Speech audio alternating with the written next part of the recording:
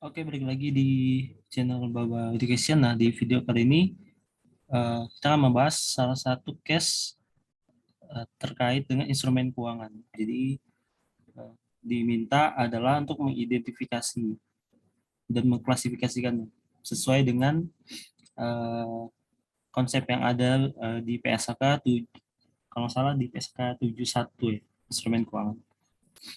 Nah, kita lihat nih. eh, ini mungkin jawabannya panjang, nanti saya langsung ke inti-intinya aja. Jadi yang diminta adalah nomor satu, dia membeli investasi pada instrumen utang obligasi konversi atau convertible bonds yang jatuh tempo 4 tahun, di mana nilai nominal obligasi konversinya itu adalah 100.000. Untuk masing-masing 10.000 itu dapat dikonversi menjadi 1.000 saham biasa dengan tingkat bunga kupon 9%. Terus instrumen sejenis memberikan tingkat kupon sebesar 10%, non-convertible. Oke. Nah, kalau minta klasifikasi, kita lihat di gampangnya mana?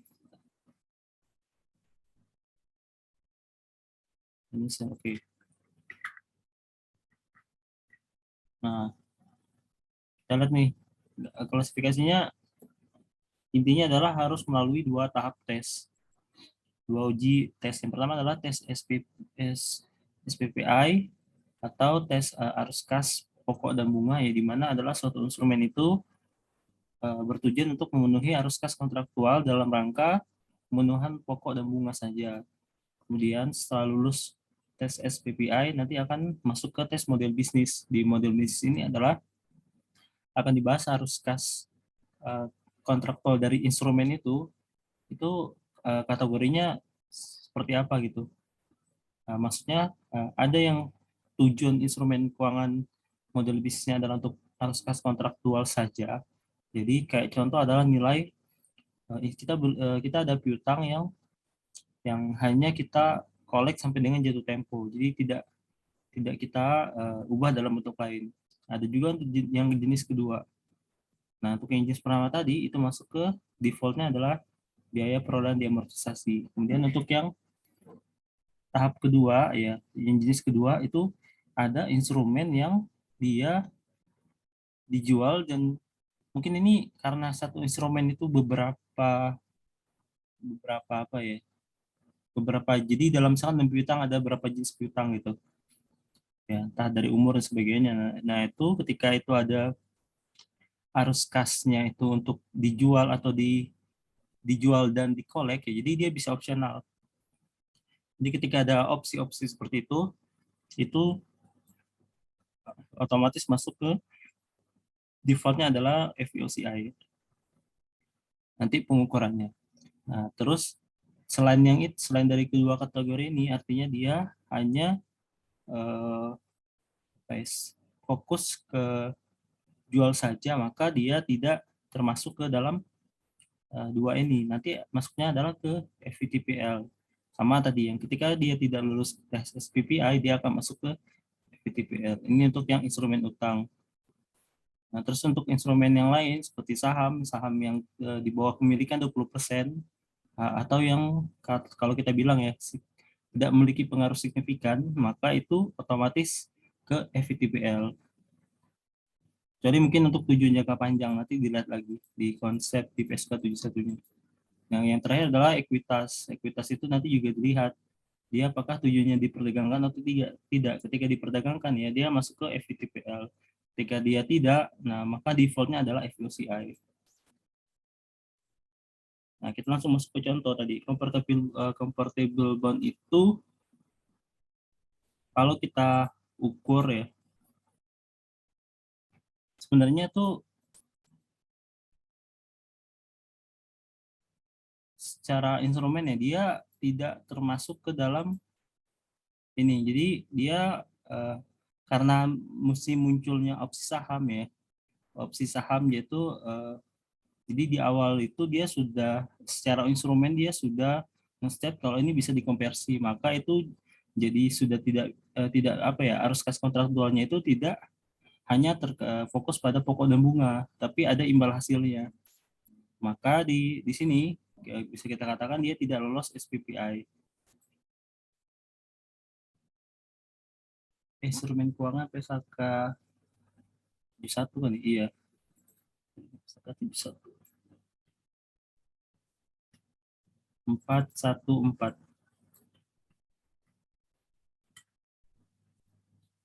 Nah, ketika dia tidak lulus di FPPI, otomatis dia masuk ke pengukuran melalui, ya jadi kan ini alurnya. Jadi dia gagal di klasifikasi tes ini, maka dia akan masuk ke FPTPL. Yang kedua adalah investasi pada instrumen bank obligasi diterbitkan PT Zeus itu 600.000 dan 400.000. Ya ada dua ya. Kemudian PT Berdikari memiliki investasi utang ini untuk memperoleh arus kas kontraktual dari bunga dan prinsipal. Ya, jadi dia bunga dan pokok. Kemudian kebutuhan pendanaan PT Berdikari ini dapat diprediksi dan jatuh tempo siklus tersebut disesuaikan dengan perkiraan kebutuhan dana Berdikari. PT Berdikari melakukan aktivitas manajemen risiko kredit dengan tujuan meminimalkan kerugian kredit. Nah, kalau dia di sini kan uh, tujuan utamanya itu adalah dia dia sudah bilang kalau investasi utang ini untuk memperoleh alus kas kontraktual dari bunga dan pokok. Maka kalau kita kaitkan dengan uji tes SPPI ya, jadi dia sudah lulus nih. Di sini udah lulus ya, kita masuk ke bawah. Model bisnisnya apa nih? Jadi tujuan dia bisnisnya itu apa di sini? Dia tidak enggak ini kan, tidak bilang eh, karena ini tadi kategorinya surat utang dan dia emang ada risiko kredit. Ya, risiko kredit ini bisa berpotensi dia menjual instrumennya, akan tetapi penjualan dari instrumen itu tidak mengubah konsep dari model bisnis. Maka model bisnisnya di sini ya masih karena tidak ada keterangan tambahan ya, ini masih dikategorikan adalah pemenuhan arus kas kontraktual. Jadi dia lulus di yang BM1, bisnis model 1. Sehingga nanti pengukurannya seperti apa? Pengukurannya itu melalui biaya perolehan diamortisasi.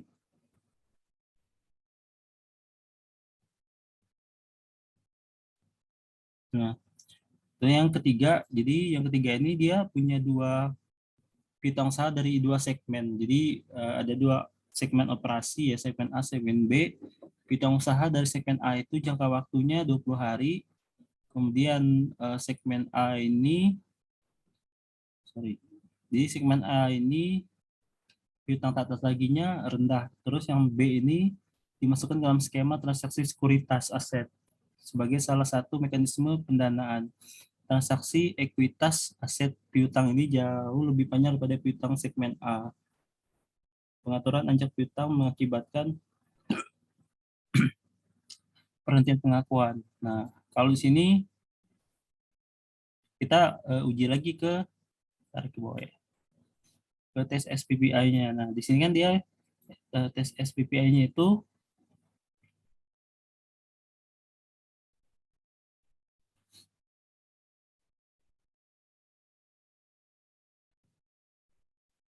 untuk Oke, mungkin kalau yang SPPI dia lolos dua-duanya piutangnya. Tapi nanti dilihat di model bisnisnya karena selain dia piutangnya di B-nya kan dia bilang ini akan dimasukkan ke dalam skema transaksi sekuritisasi aset sebagai salah satu mekanisme pendanaan. Ya, berarti dia ada uh, alih fungsi dari piutang ini selain untuk kolek yaitu dia bisa untuk sebagai mekanisme pendanaan. Maka yang A ini diukur dengan biaya amortisasi, sedangkan yang piutang B itu diukur dengan collect and sell. Sorry, ini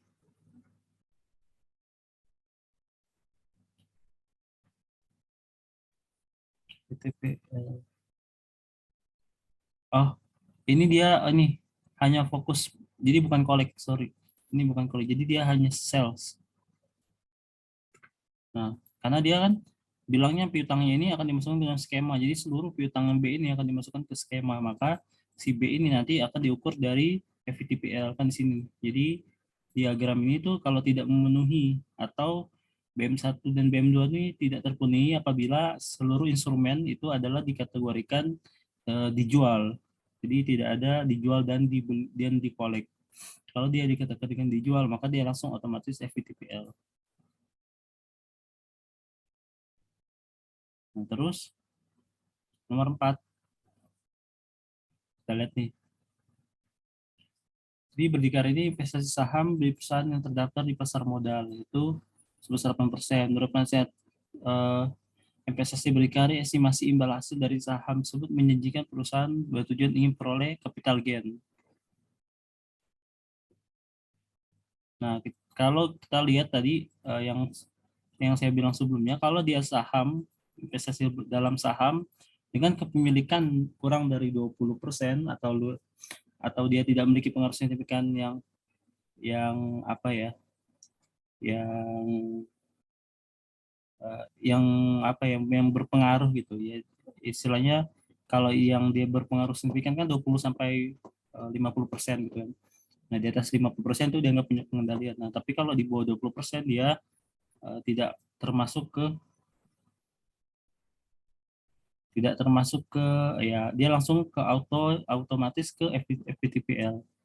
Jadi kalau setiap segala sesuatu instrumen yang terutama untuk instrumen saham ya yang kurang dari 20% itu maka FVTPL. Nah, kecuali dia untuk tujuan jangka panjang untuk mendapatkan dividen mungkin bisa dia pakai FVOCI. Yang terakhir adalah surat utang negara itu jika diperlukan kebutuhan maka investasi yang pertama dijual untuk menjaga likuiditas perusahaan. Oke.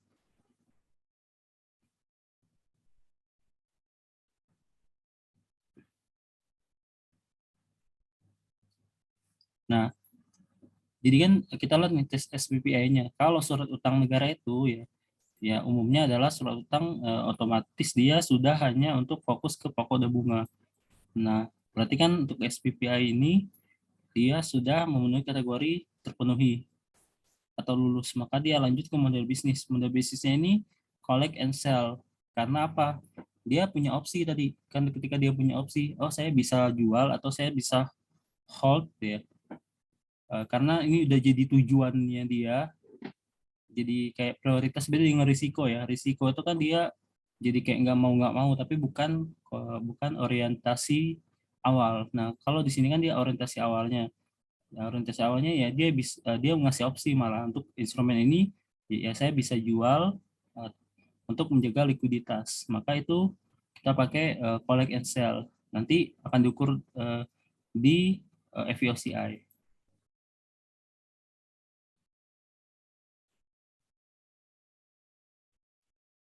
Terus lanjut ke case 2.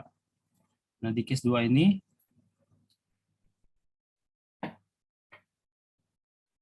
jadi tanggal 1 Januari 2021 itu ada investasi obligasi 10 tahun jangka waktu ya dengan jangka waktu 10 tahun sebesar 500.000 US dollar.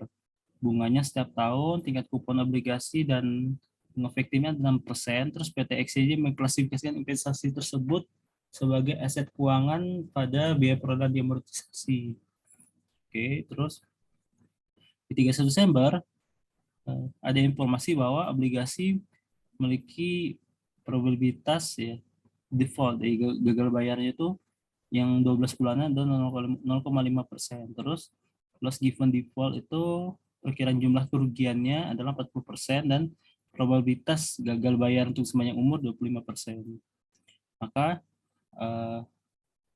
PT XYZ menggunakan sistem kredit internal 1 sampai 10.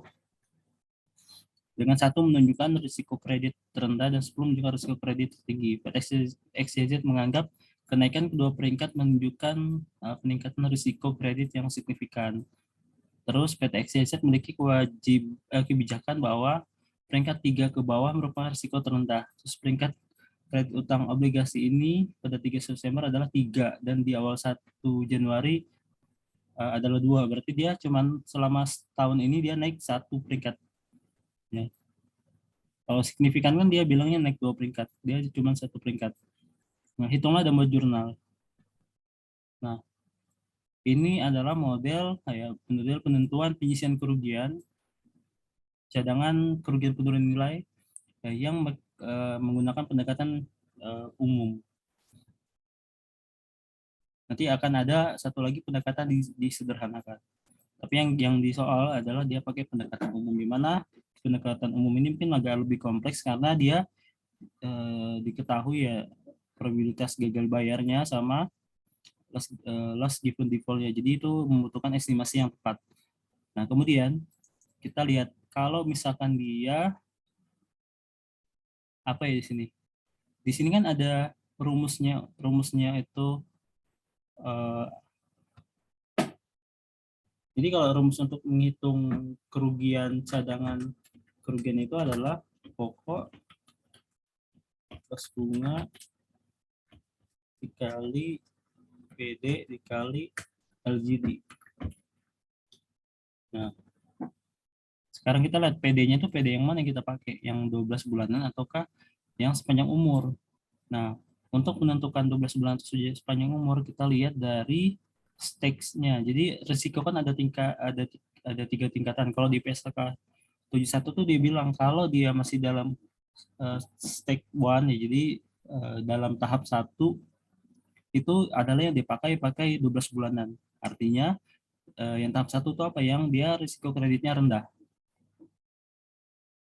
Yang kemudian kalau di tahap 2 dan 3 itu udah pakai sepanjang umur.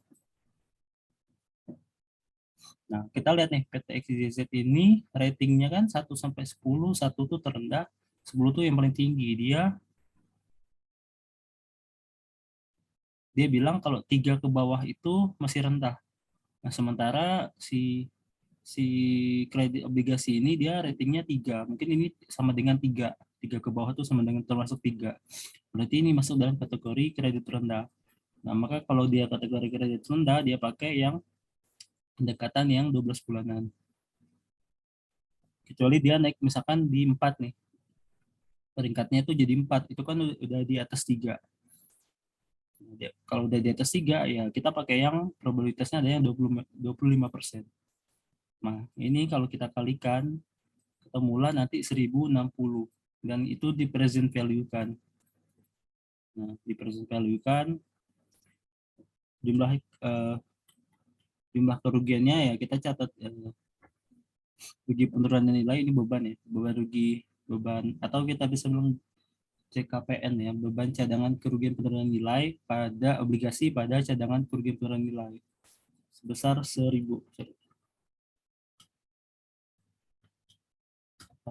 Nah, itu. Sekian untuk video kali ini, semoga bisa bermanfaat. Nanti kita akan lanjut ke video berikutnya. Terima kasih.